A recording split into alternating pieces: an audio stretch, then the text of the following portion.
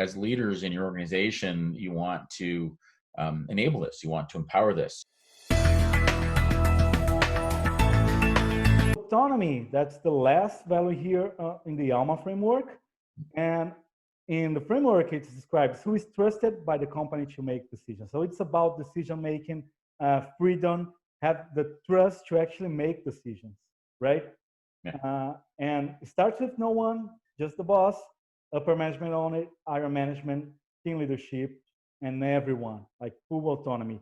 And when you talk about autonomy here, it's not like when we get like to the fourth level, this full autonomy would be okay, everyone can do anything. It's not about chaos, right? It's about the right process of decision making and giving people a freedom to people to be able to be autonomous in a way that they can self-manage and they can self-produce and they can make decisions for the benefit of the company because they know what is behind that.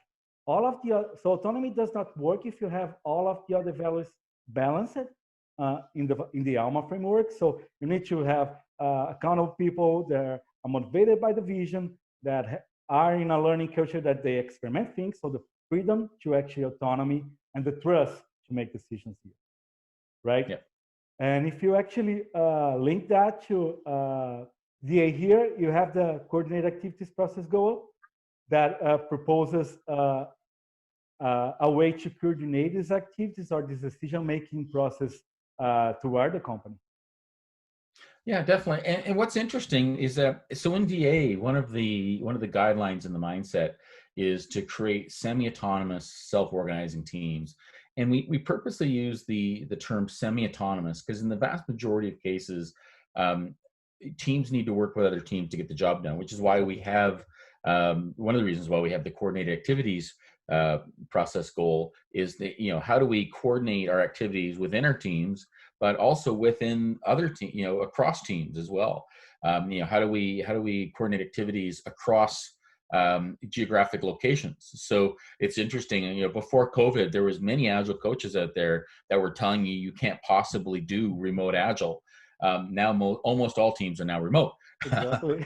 So reality came into play. So in DA we never never had this purist attitude that everybody had to be co-located. It was certainly nice, but it was never realistic. And I will tell you that like Agile or agility is never about that, right? It's never about being deterministic about anything. It's about learning from there, right? Exactly. And you want to be as autonomous as you can be, but you do have dependencies on other teams. If my team has to get finance, has to get funding from somewhere else, like the finance group in the organization, then we're not autonomous. We rely on them for money. If we are interacting with our customers in order to get feedback and to learn and all these good sorts of things, well, we're no longer autonomous. We have a relationship with these customers, and which is good, right? So yes, we want to be as autonomous as we can be, and we want to be have the resources and the skills and all that sort of stuff to get the job done. But in the end of the day, we also need to recognize that we need to be enterprise aware. We need to understand that we're really there to leverage leverage other groups in the organization as well, and to help us to get the job done, but also to be there to help them. So we're really this collection, this network of semi-autonomous teams, and that's a wonderful thing. And so as leaders in your organization, you want to enable this, you want to empower this, you want to in many ways emancipate your teams, and put them in position to make their own decisions and to respect those decisions when they do so. So it's an interesting concept, and absolutely critical to your autonomy or semi-autonomy, absolutely critical to your success as an organization. So for sure. Work on that. And enterprise awareness, you just mentioned that, is also one of the concepts in DA.